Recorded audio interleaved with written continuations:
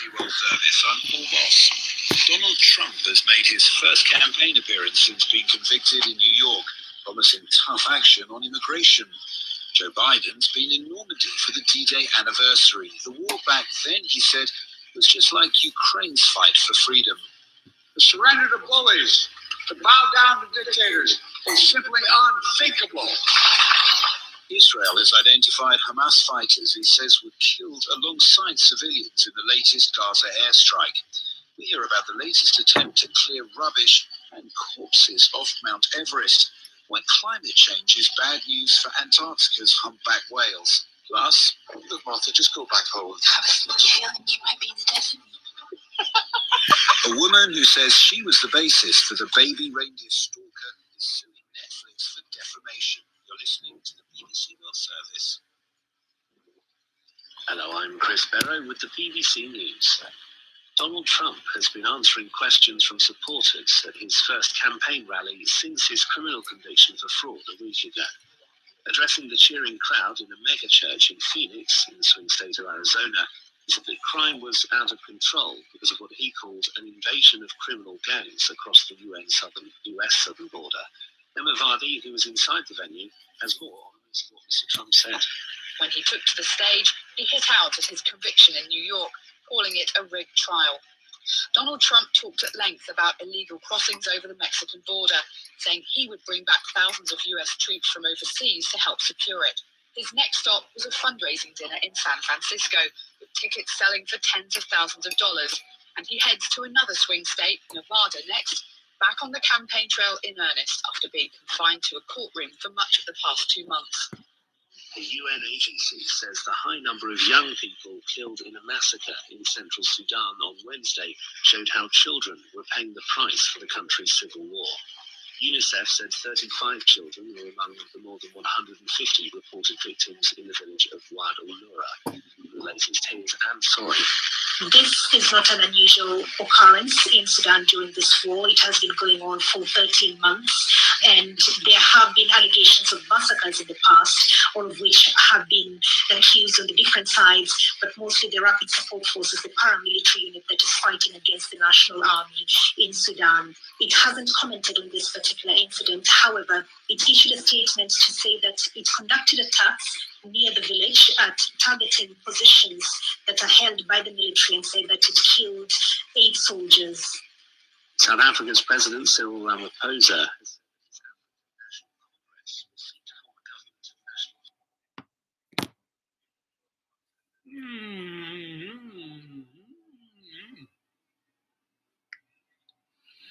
And good morning, good evening, good afternoon, and welcome to Dreamy Dreamland. We are Sensei Al Bob. That's me. I haven't done a video in a while because I haven't had wheels to get me around. A friend of mine saw me another beater.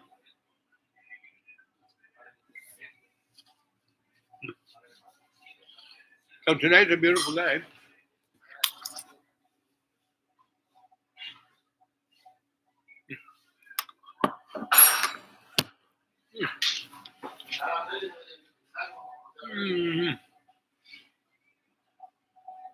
So I'm in a Mexican restaurant that's for Mexicans. They say you're white people restaurant. You have to habla español. And I've been coming here for years. Grandma, mom, kids, all of me. So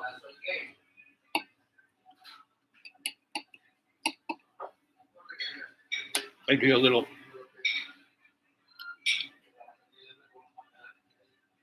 of the BBC News last night. So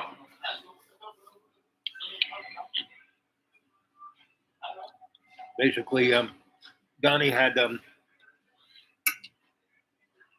his first political rally at a mega church in Arizona. And he told the people to get there early, get up their feet. The people got there like at 5 a.m. And he didn't go on until 7, 8 o'clock.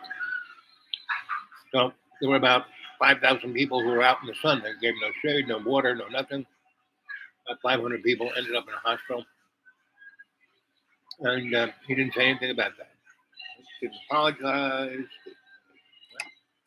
He just went on and on about how he's being attacked.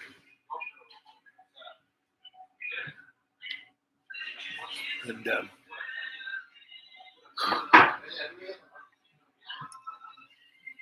it's not what it,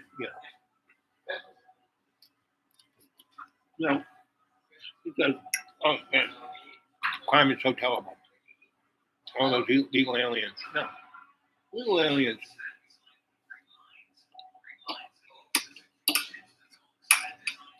Don't even make a blip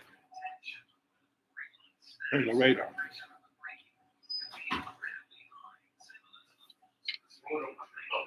They basically come here, work under the table, are very quiet. They don't commit any crimes whatsoever because they don't want to go back to the shithole that they came from.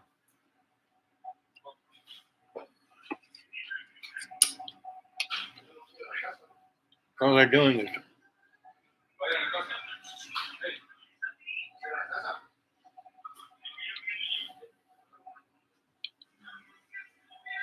saving money and sending it home to their families. About half of all the labor on the planet is done people by that. Right? You go to any of the Emirates, all of their laborers are people from Africa, Asia, treated like slaves.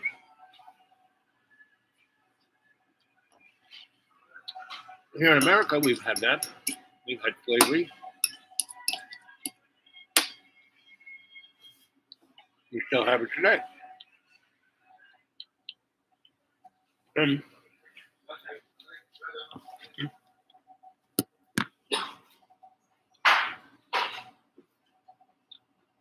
so you have to realize that there's no difference between Donald Trump and Joe Biden.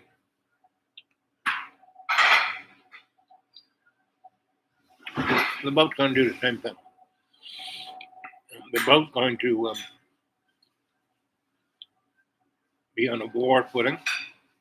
They're both going to have martial law in America.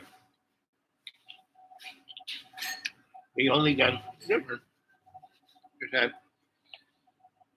Joe Biden has been in government for 70 years.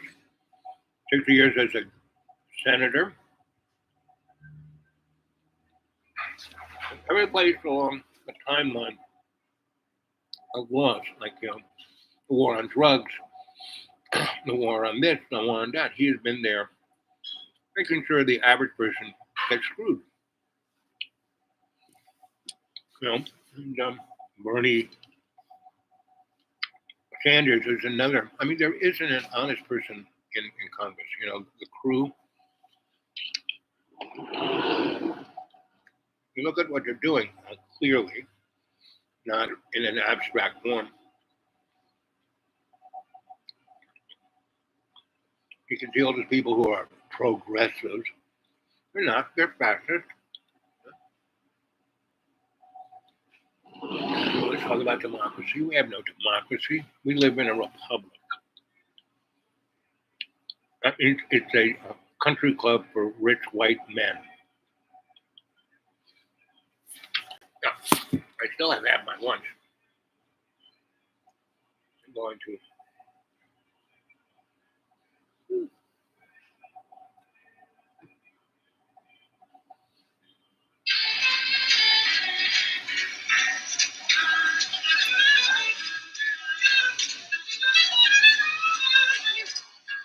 Maybe greatly exaggerated, but something's happening. Facebook and Twitter usage is declining. The platforms are charged with contributing to a host of societal ills. But maybe fixing things is not a matter of just tweaking an algorithm.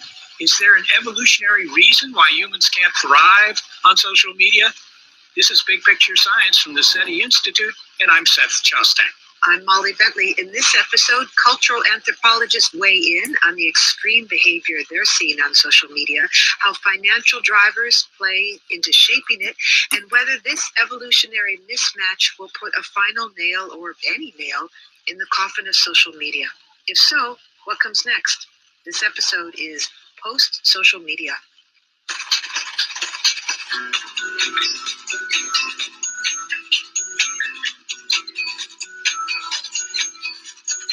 Social media is not working for many, perhaps not for most of us. Scientists and doctors have linked it to several detrimental outcomes: anxiety, depression, and loneliness.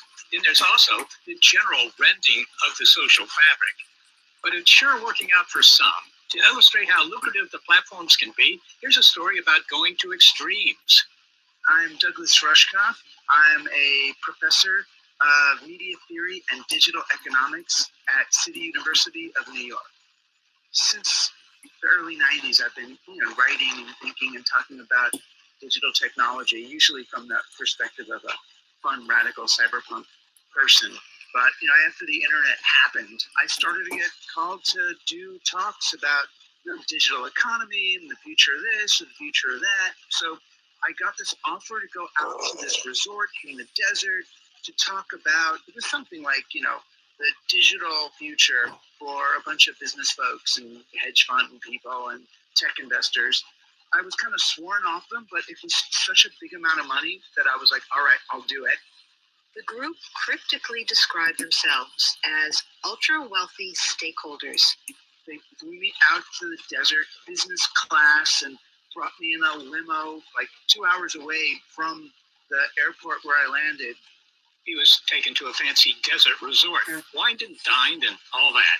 Then came the morning of his scheduled talk, and they brought me out and put me in this little green room, and I'm getting ready to go on and do a good talk about the future and my usual thing on how we should be building technology that serves people instead of serving up people to technology, and one of those. And I'm sort of practicing my stuff, and instead of bringing me onto the stage to do a talk, they bring these 5 men into the dressing room, into this green room, and they just sit around the table and they say, okay, let's go. He wasn't there to go on stage to talk about the future of technology. Instead, an audience of 5 were brought to him. All men from the upper echelons of tech investing. At least 2 were billionaires. And the guys start peppering me with these questions about kind of what they should bet on, augmented reality or virtual reality, Bitcoin or Ethereum, very, binary selections. And then they eventually get to Alaska or New Zealand. And I thought it was a joke, but they really wanted to know, where did I think was better to buy land for the apocalypse, to put a bunker or a resort of some kind. That's when Doug Rushkoff realized this was not an ordinary consultation gig. The men wanted advice on how to protect themselves from the social catastrophe they believe is coming down the pike, something they were calling the event. One they can't fully describe, but in one way or another, one that would seriously disrupt society. Mr. Rushkoff wrote about this weekend and its implications in a book. Survival of the Richest, Escape Fantasies of the Tech Billionaires. That was the whole hour, really, we spent talking about their bunkers, right? And the event was the biological warfare or virus that came out, or economic inequality, or climate catastrophe, or electromagnetic pulse, or nuclear war, or terrorist event, or AI, or nano, something that makes the real world unlivable. The event, the seemingly inevitable outcome of their work. He said it was the wealthiest group of people he had ever encountered. A couple of them were venture capitalists who had built their fortunes investing in companies and technologies that were often disruptive. Mr. Rushkoff said that then it hit him. This was a discussion about the future of technology after all. These are guys who are asking me for advice on how they can insulate themselves from the reality they're creating by earning money and building technology. Their escape facilities range from bunkers to islands. And just could you give us a description of just how outfitted these places are? And this is real. I mean, these are being built. This isn't just in the blueprint stage or kind of the blue sky stage. No, they're real. I mean, they're at all different levels of development and levels of extravagance. So the really simple ones are kind of deluxe versions of the fallout shelters that people use in tornado regions. So they'll take something like a shipping container and put it under the ground and, create generators and things and fake daylight so that you can live in a shipping container for as long as you need to after a disaster. To the very big ones, the things like, Jeff Bezos is building under the launching pads where his rockets go, or what Peter Thiel's building in New Zealand, which are giant guarded estates. There's a fellow I spoke with and walked around with on one of his farms. Is a guy named J.C. Cole, and he was like, "Oh, I've got the solution." He's got these farms he's building where the idea is the millionaires invest now, and then when There was a movie named Zardos with Sean Connery. Go watch that movie. It's done in the 70s or early 80s. And it's just about that, right? And the rich are in these, bubbled environments where it's all bucolic and beautiful. And it's the night of the living dead on the other side of the force field. Well, rich people basically made a deal with the devil in that they put themselves in a environment when they couldn't die. They didn't want to die. They could get old, right? And they got punished if they were didn't stick to the rules. They got a few years, right? So all the people who were the Jeff Bezos and Michael Penis Billy were now 110 years old. Go watch that. And that's what you would call a dystopian movie.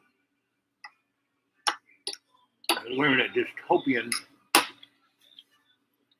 kind of world. And the only way you can truly get out of it is to live your life. So, I've been telling you about, I live out here in the deep green and the community that I've been part of for the last 25 years. But people judge them to be rednecks. They're not. They're very nice people.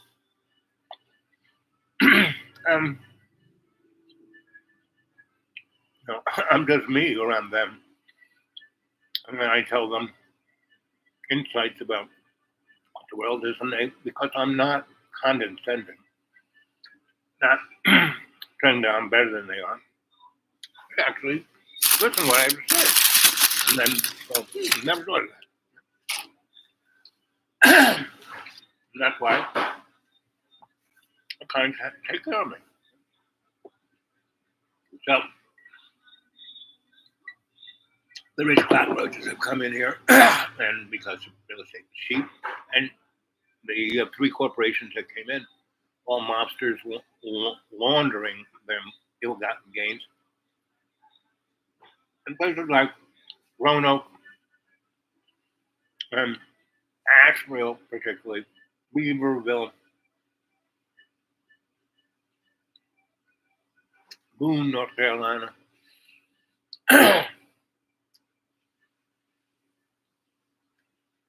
Johnson City, Kingsport. These are all places that have been just absorbed. It's like the Borg have come in here. Many people are from California and Texas, and they were going, "Oh yeah, it's so terrible where we are. We came here," and they're bringing all the problems here. 10 years ago we didn't have any homeless. Right now we have 30% of the population that has been here historically, colored folk, are now homeless. I mean, rich people They build their houses on the lake. These houses are just one of their many homes. And so, the last two winters have been relatively gentle. And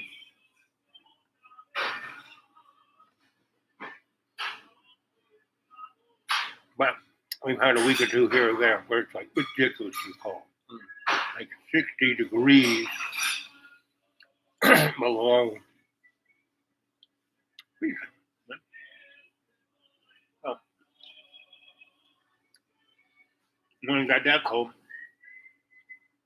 my friends here just came and got me and put me in their house. Well, the other 30% also didn't have friends like that. And so we just basically broke into the rich people's homes and spent some winter there because the rich people didn't come there, right? And they ate their food because a lot of those houses had tons of, prepper food, right? Stuff that would last 25 years. And kept the heat up and, lived there.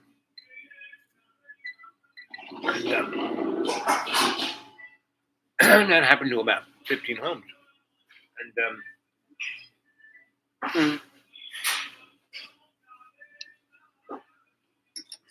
And no one got caught. The cops around here are useless. But you look at the statistics of violent crime in general, it's all going down in America, right? So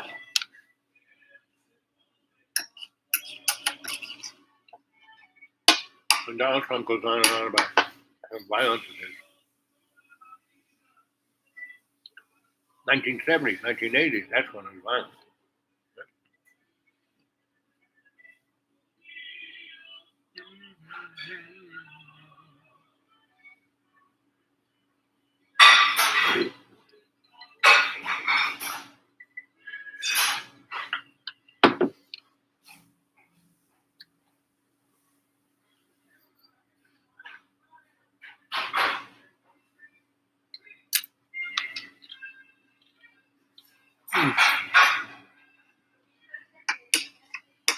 So, around this area, because Johnson City and Kingsport, pretty big cities, population 120,000, into the surrounding areas of the county. Well, the three counties also are very, very, very rural, like where I live. When I moved here 25 years ago, there's nobody here but Hollerfolk, right? I thought the rich people would never come because there's only one county road into the place. We're 200 square miles. And because it's a Sawtooth mountain range, and it's accordion, it's squashed together. And on the road, there's no straight road. It does this and up and down and up and down. And so, thought the rich would never come. Well, they did. They bought up everything. Like when the pandemic happened, they just came in and laundered their money. And they did stuff like they sent in hundreds of wires to the three counties, went through all property tax. And anybody who was back on the tax, they bought the property. Right? I bought up 40% of all the property that way. The county didn't care. As long as you gave them some money, they didn't care. But law is law. These guys just went and took people out. And the counties didn't have enough police to do it, so they had their own security people throwing these people out who were like, Black Star and Diamond and these, guys who were, basically killers. So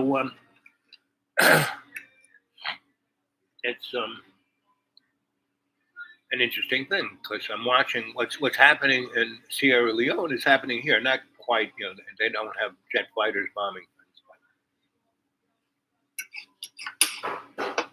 So that's genocide. People want to call it genocide. They just want to keep the word genocide for the Nazis. Because when you can take that event and set it in stone right here, or the other genocide on either side, doesn't matter. Because it was genocide way before the Nazis. What the Europeans did to North and South America, that was genocide. Killing 60 million indigenous people over 100 years and taking all their land and destroying all their culture. But we're not supposed to talk about that. Right? Everyone kind of dances around it. Nobody wants to talk straight to it. I told John last video, all I talked about was last week. I told the story about Al, and 300 people watched it. He made stuff up, Or not so much he made it up. He took my, he is a broken version of AI. Now, rich people pretty much bought out all the politicians here. County executive,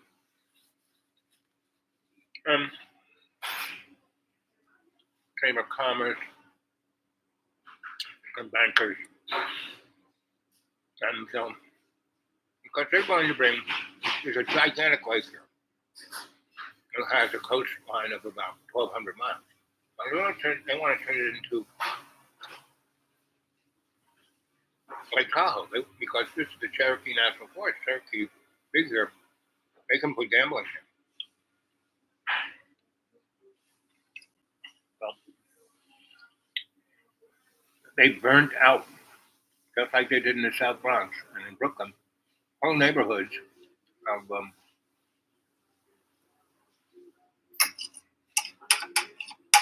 poor people with their little vacation house on the lake. Burned it, bought them out, nothing. And they're going to build a gigantic casino. Now, I've been talking about this happening here for the last 15 years. Once I saw what happened in Nashville and Boone and a couple other towns and Banner Oak, where places that I lived in.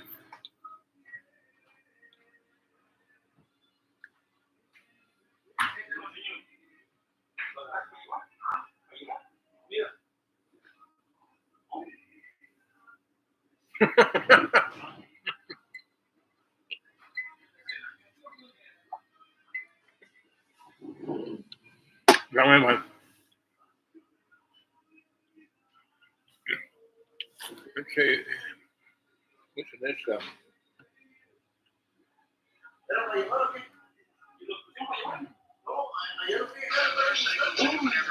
Get to one of these farms outside major cities. So he's building them all within a couple of hours of where billionaires tend to live.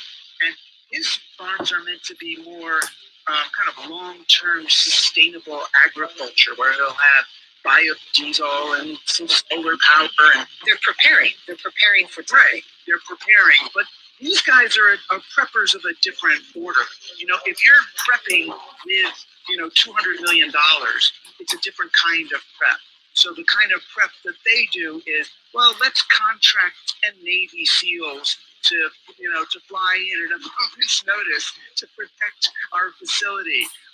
Some people want to prepare to, on the sea. They either get an island that they think is defensible, or some kind of, a solar-powered ship that they can go and then go on the ocean and then dock wherever it's safe later. Douglas, I know that you have written about extraordinary events and ideas. From PRX, this is the Moms Radio Hour. I'm Meg Bowles. We all have childhood memories, some fun, some painful, some tradition. The Holocaust was not the only good. Music in this hour from Bruce Springsteen. The seamless continuation, circular art, build the charge. Straight.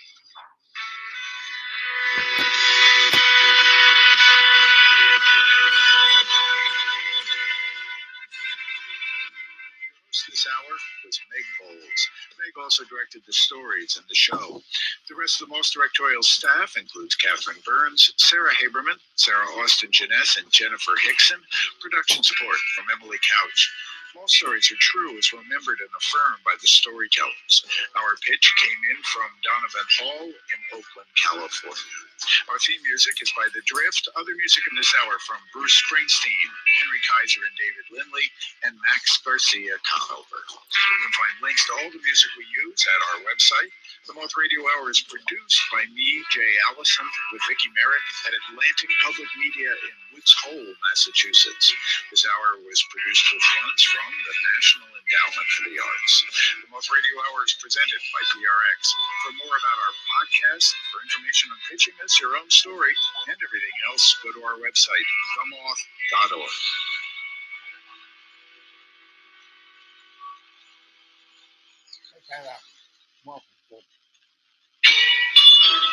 Coming to you from the campus of East Tennessee State University, this is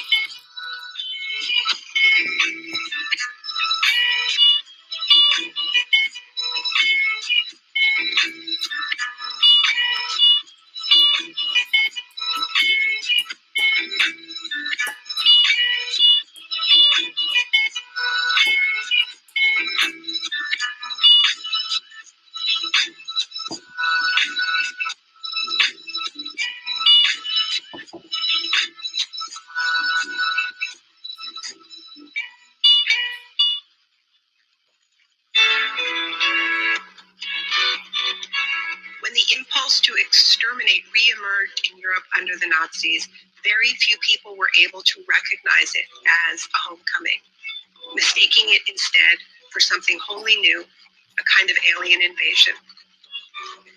Now, this was not some kind of oversight. The failure to recognize these glaring continuities was a choice made by the powerful to protect their own interests. Because to place the Nazi Holocaust inside a lineage of holocausts would have forced a reckoning with history. That's Naomi Klein, and this is Alternative Radio. I'm David Barsamian. This edition of AR features Naomi Klein on Holocausts and Historical Reckoning. Holocaust, derived from the Greek, is a large-scale calamity involving fire.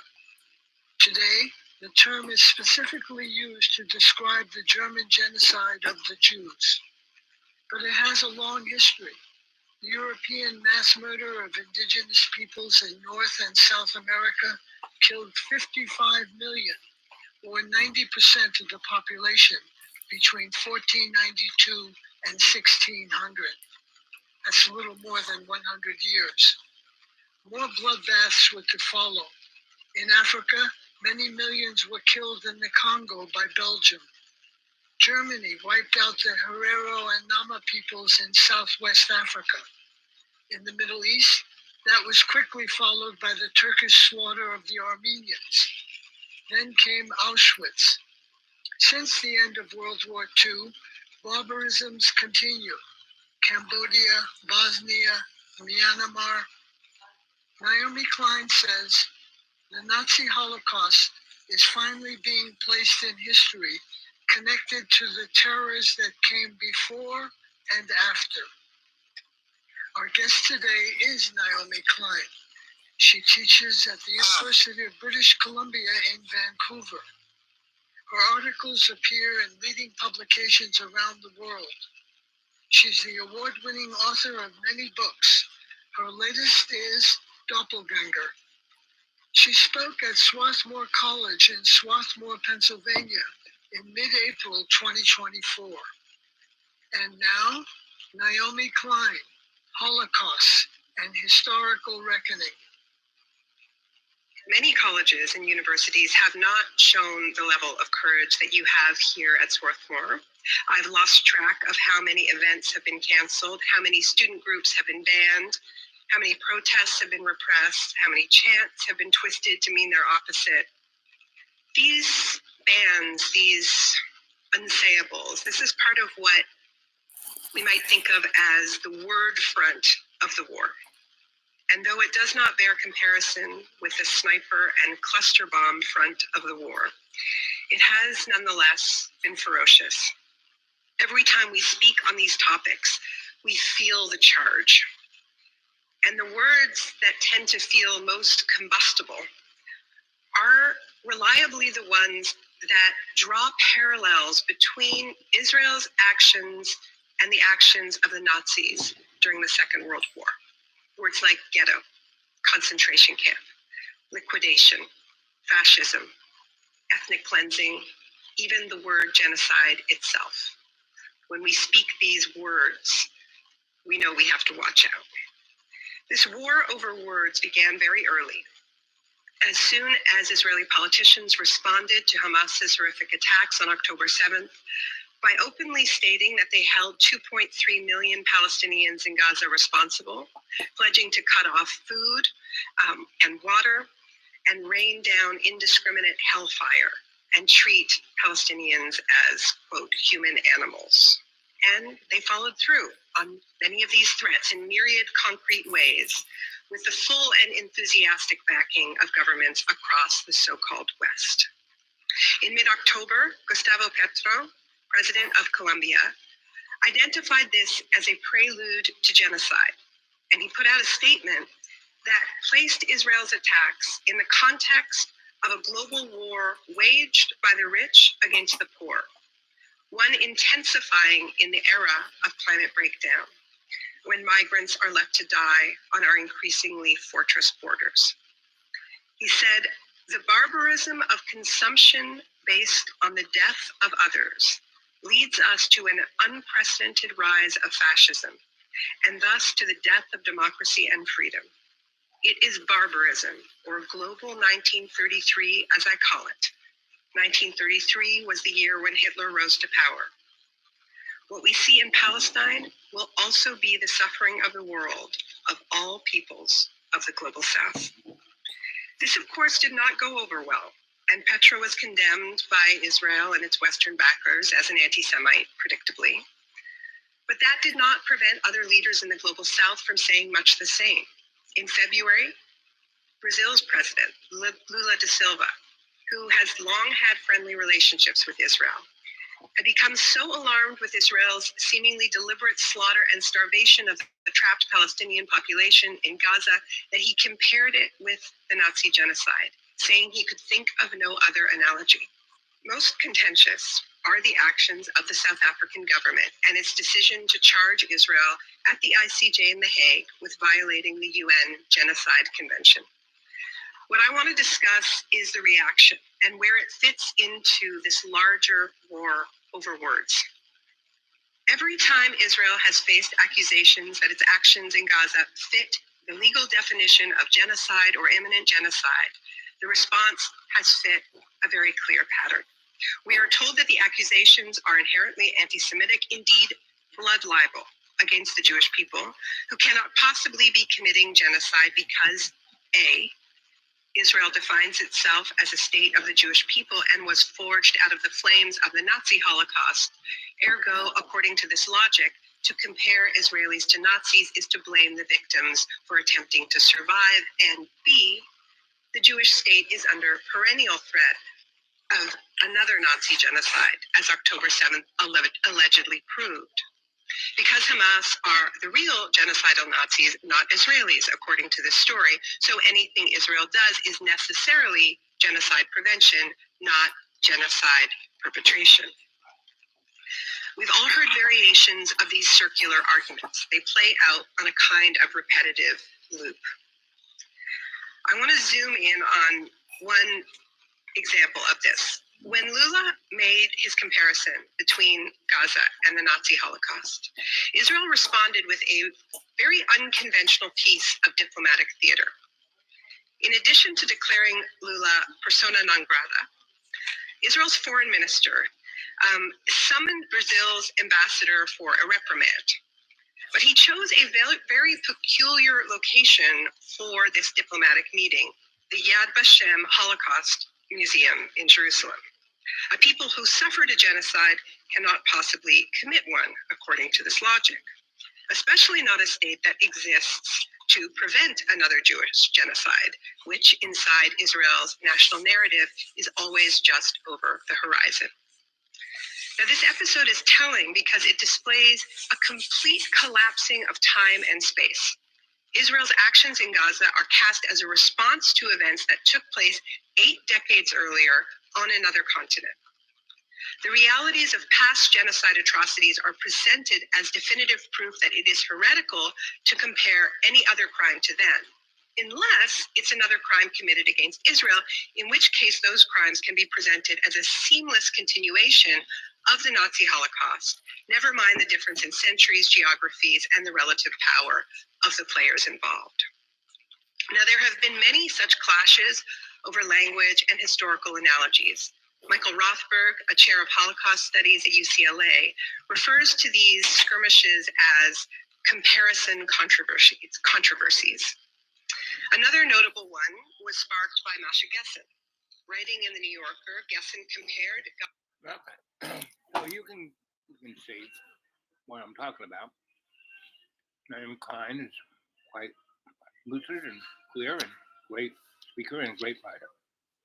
I would say to go to Democracy Now! And also alternativeradio.org. You can get that. I'm going to say, so what I'm always focusing on, it's not so much that. That has been a determinant since the beginning of time. That's what humans do. Right? The thing is to do better, to not be our cockroach self. That's I'm seeing going on around here. Everything that's going on in the Gaza Strip is going on right here. Everything that's going on in the Gaza Strip is pretty much any place that you guys live in, whatever town, whatever city, whatever place that the other is being, the homeless people are being rounded up, people who can, one paycheck before they get thrown out of their apartment. The richest country in the world has close to 60% of its population living one paycheck to one paycheck. I worked with desperate lawyers in the corporate world who had 9-figure salaries, and they were so overextended that they were living paycheck to paycheck. Right? So this is a live chat, right? So how about chatting? I really like some kind of, you guys used to give me money. That was nice, but I don't need it. I really got to a place where I have nothing. And when you have nothing, nothing can be taken away from you. So I find it quite romantic and quite comforting. And I have many, I can barely see, I can barely walk, I can barely breathe. This morning I woke up, okay, I'm going to die now. And, and I basically felt better and better and better, meaning I heard God saying, no, you're not going to die now. Sorry, you're not getting off that easy. I still got stuff for you to do. I said, okay. So, and that's why I don't worry about anything, because, and I told this, I was with a buddy of mine. Well, other people who are stuck in the middle of this, the principals of these schools that are being closed, the commissioners of the school districts, the county commissioner, members of the Chamber of Commerce, the bankers, all those, people who are top beef here and have the power, know they're getting over their heads. It's one thing to be a crook. It's just small change, but when large groups of transnational corporations come in doing this, like we have this gigantic lake and gets water from many different directions. And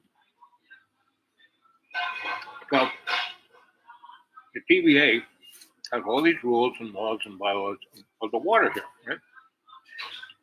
Tennessee Valley Commission Administration. And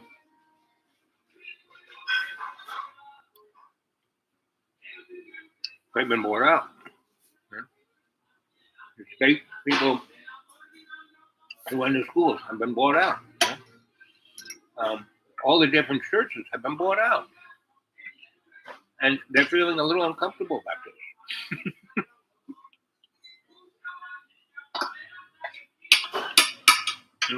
They come and talk to me for a meal. I give them the kind of advice I used to give the corporate guys for $23,000 or $40,000 a week. Not going rate. And they know, I'm not going to talk about it, not name names or anything else. Right now, as I told most of them, you got nothing to worry about.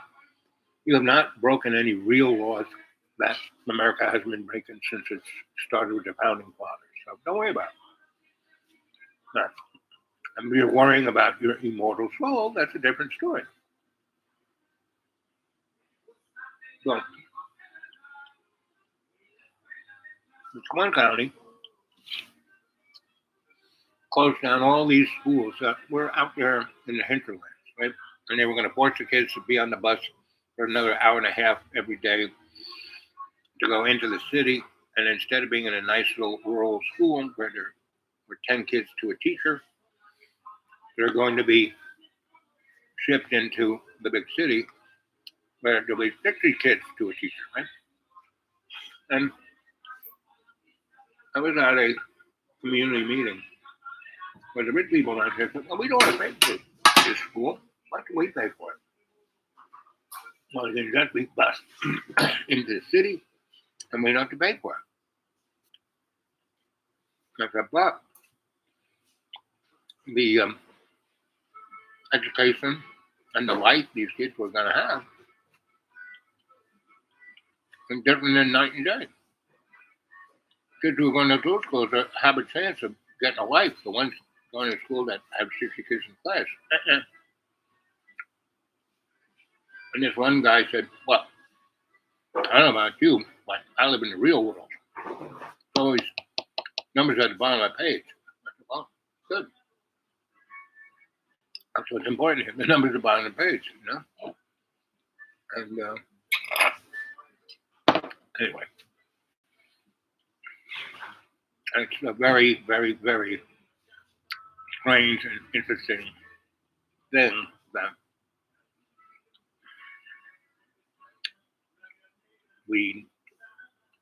what world are we going to have? But if we keep going down the path that we're going down now, it doesn't matter whether Donald Trump or Joe Biden is president. We're heading down a fascist.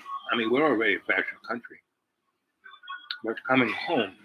We've been fascist to the rest of the world. Now coming home. Oh, I'm an old guy. Every morning, it's always a crapshoot whether I'm going to be alive.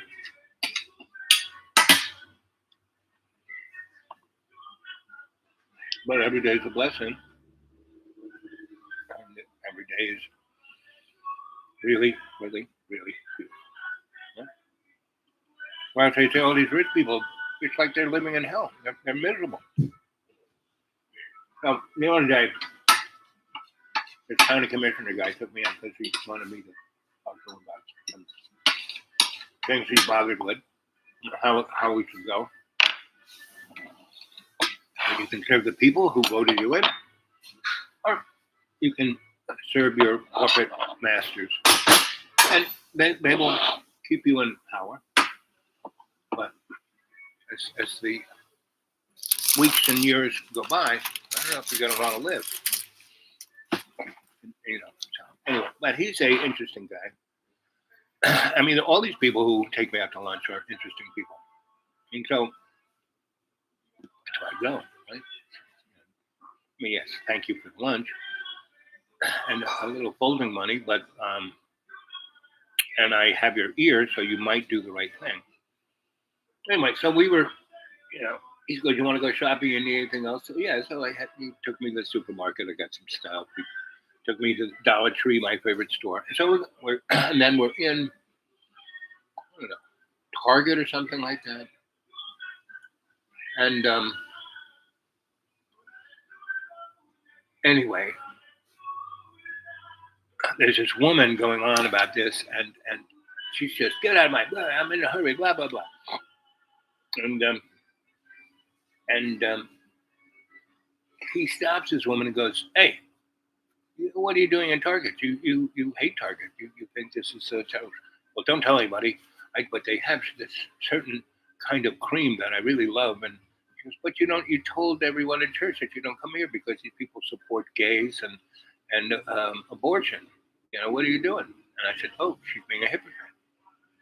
And she looked at me like, I'm not a hypocrite. What are you, a homeless guy?" And I said, "No, I have a home.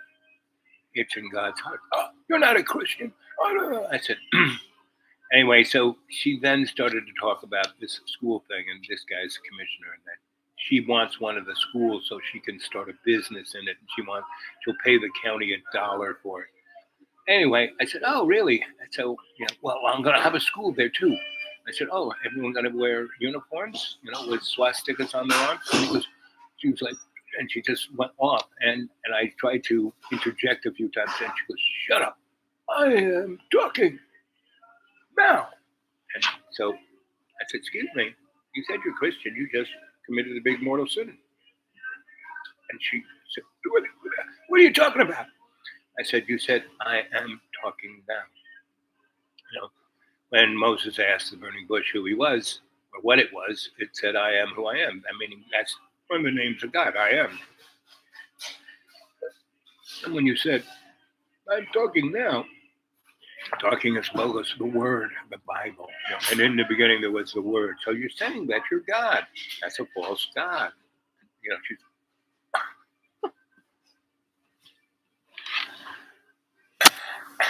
So we got in this guy's car, and he's like laughing. And he goes, "I really don't like that lady, but I have to stay on her better side because her husband's this ridiculously powerful, rich guy." And I said, "So they can blame me." Yeah, but I was with you. Did I say I could have just bumped into you? Anyway, so that's what I'm saying. It's a very strange world we're living in. And right now, you can choose. You can choose to be your better self, or you can be that cockroach lady. Right? Now, I feel for her. I'm sure, just my little reading like that, I could tell that she had some real issues with sex and just a whole bunch of things. She got more money than God. She marries this guy. She manipulates him through sex. And so she has a non-gratifying, the only gratification she can get, and this is a sociopath, is that she can have people be miserable around her. She can make them miserable.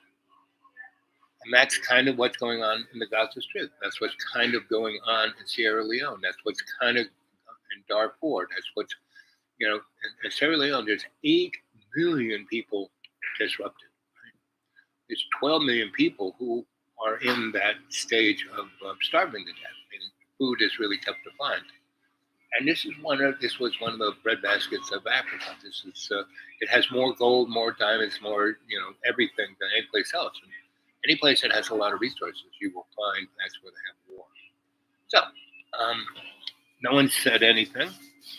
There's still one person there. I'm sure it's AI. Hey AI, how you doing, buddy?